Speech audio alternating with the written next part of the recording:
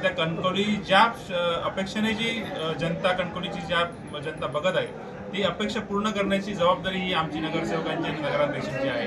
आणि त्या पद्धतीने म्हणजे जे आता ॲडव्हान्स शहर होईल, जे ॲडव्हान्स शहर होईल त्या ॲडव्हान्स शहराच्या दृष्टीने आम्ही जी पावलं उचलायची असतील या शहरामध्ये त्या पद्धतीने ती उचलली जातील आणि काम केलं जाईल।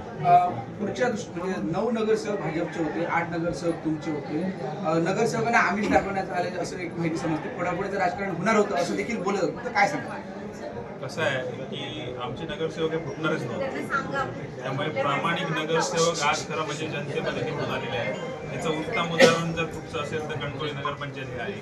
त्यामुळे कुठेही कोणीही फोडण्याचा प्रयत्न केला, आमिष दाखवण्याचा प्रयत्न केला तर कणकवली जनता या पैशांना भुलली नाही तर नगरसेवक काय भुलणार आहे। त्यामुळे ज्या पद्धतीने कणकवलीची जनता भुलली नाही त्यांनी जबाबदारीने ज्या नगरसेवकांना जी जबाबदारी दिली आमच्या कणकवली शहर विकास आघाडीच्या एवढा पैशाचा मारा करून कणकवली शहर विकास आघाडीच्या नगरसेवकांना जी जबाबदारी दिली ती जबाबदारी त्या नगरसेवकांनी पूर्ण केलेली आहे। आणि कणकवली शहराच्या वतीने म्हणजे शहराच्या वतीने व शहर विकास आघाडीच्या वतीने खरोखरच त्या नगरसेवकांचं एवढं आमिष दाखवून सुद्धा ते ह्या आमिषाला बळी पडले नाहीत याचं मी अभिनंदन करतो, आभार व्यक्त करतो। आणि जी जनतेने जी जबाबदारी कणकवलीच्या दिलेली आहे त्यांना ते नगरसेवकच ती जबाबदारी पार करतील याचा आम्हाला विश्वास आहे। पुढच्या 5 वर्षासाठी आपल्या उपनगराध्यक्ष म्हणून शहरासाठी विजन काय असेल?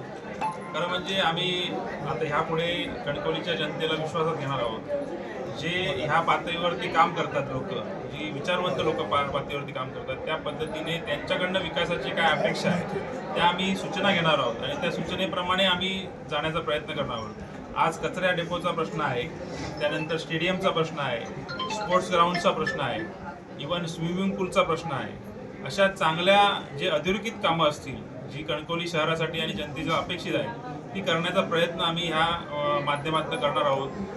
जी आम्हाला ह्या ठिकाणी जनतेने बसवलेलं आहे त्या बसवल्याच्या अपेक्षेला आम्ही पूर्ण करण्याचा प्रयत्न आम्ही 100% करू।